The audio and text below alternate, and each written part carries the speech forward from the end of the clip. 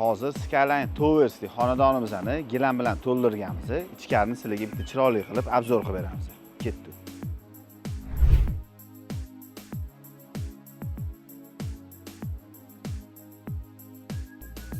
Xonadonimizni hol qismiga Eronda ishlab chiqarilgan loft stildagi 100% akrilli gilamlarimizni solib berganmiz.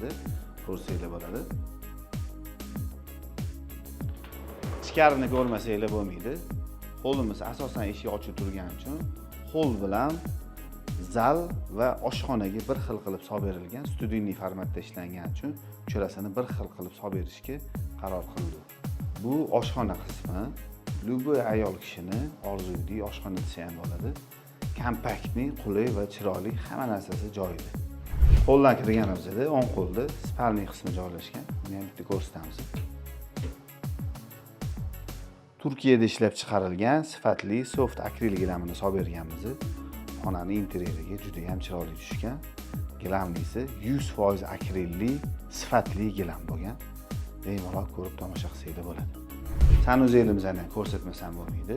Xonani rangiga, kafellariga va dush kabinaga mos qilib qora momiq gilam tanlashgan.